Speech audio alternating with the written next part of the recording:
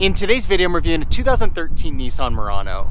The Murano was first introduced to the US market in 2003 and is now in its third generation. This 2013 model is part of the second generation that was produced from the 2009 to 2014 model years. The exterior styling on the Murano is very unique within this crowded SUV segment. It's got a very bold appearance to it. It's futuristic, it's modern, it's sporty, and also slightly upscale. That bold appearance is especially pronounced at the front end, with this headlight and grille design, the LED strip integrated into the grille, the chrome accents, and just the overall very bold shape and design to the grille and headlight. And in general, the whole shape of the vehicle is very bold and dramatic. It's got some very athletic lines to it.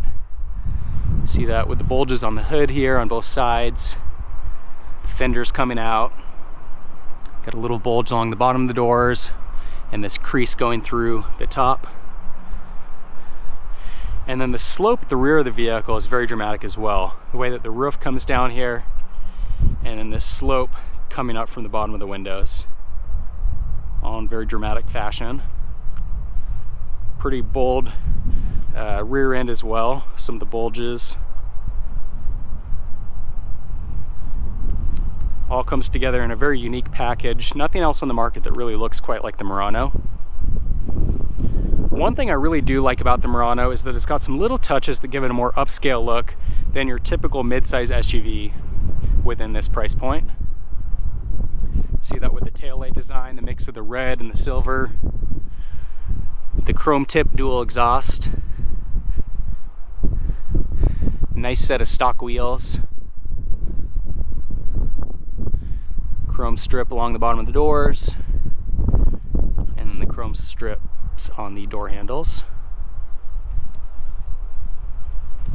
The Murano is available in 3 different trim packages. The base model is the S. This specific vehicle is the mid-level SL package, and then they've also got the top of the line LE. Unique fact about the Murano is that it was available as a convertible from 2011 to 2014. But that model was discontinued due to poor sales volumes. The Murano is also the first crossover vehicle introduced to the US market by Nissan. So it's built on the Nissan Altima platform, which is a mid-size sedan.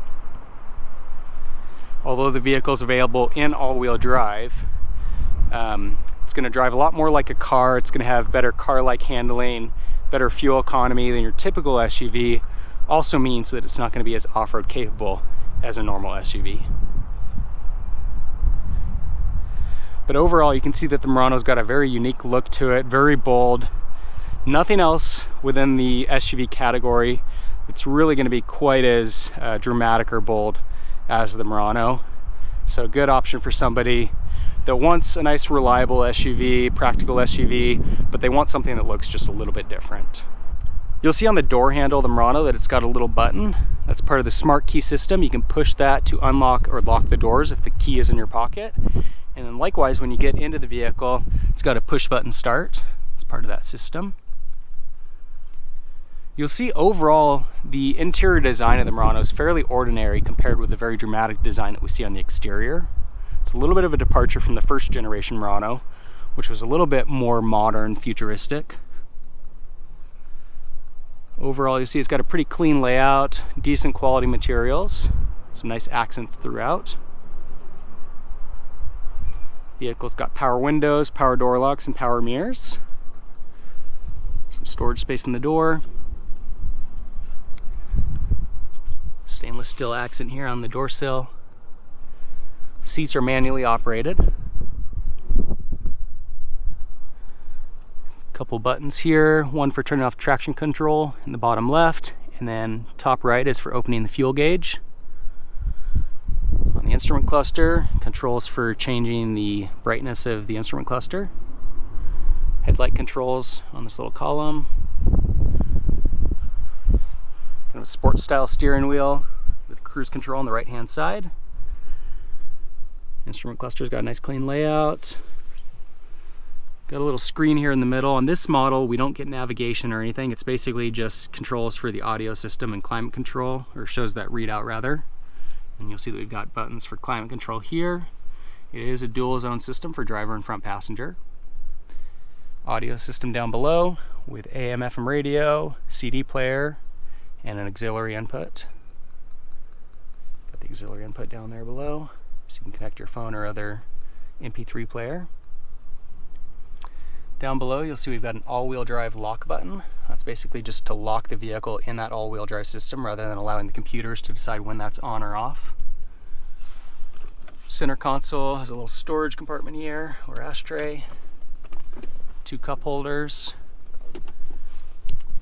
and then this opens up in a nice large compartment, or we can open up just part way and you'll see there's a little tray built in. Up above we've got a self-dimming rear view mirror and a compartment for sunglasses. On the passenger side, again, some more storage space built into that door. In the back seat, you'll see it's very spacious, plenty of leg, head, and shoulder room. Center console's got a little storage compartment built in. Quick view up front. Middle seat has an armrest with 2 cup holders. And then the seats do fold down in a 60/40 split by pulling the strap.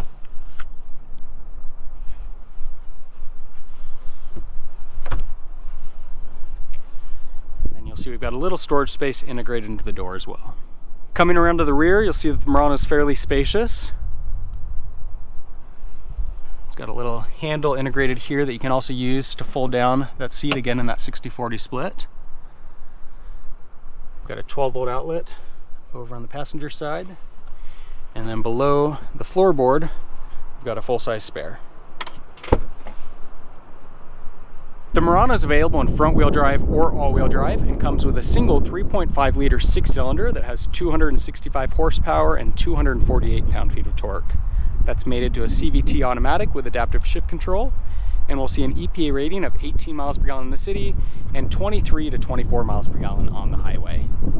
I was a little bit surprised getting into the Murano and seeing how ordinary the interior is. And that's not to say that it's bad. It's got a really nice overall interior, but given the very bold styling that you see on the exterior of this vehicle, you would expect that to carry through to the interior. And I feel like the first generation model did that a little better. Again, it's not a bad thing about the interior. Overall, it's got a really nice look and layout to it. It's got pretty good quality materials and it's very functional.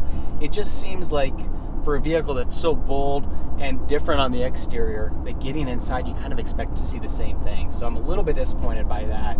But that aside, it's got a really nice interior, and overall the driving characteristics of this vehicle are very good. It's got a really smooth, quiet ride, very powerful 3.5 liter V6. Steering feel is a little bit on the light side, but pretty good overall. And just in general, it's a very comfortable, sporty vehicle.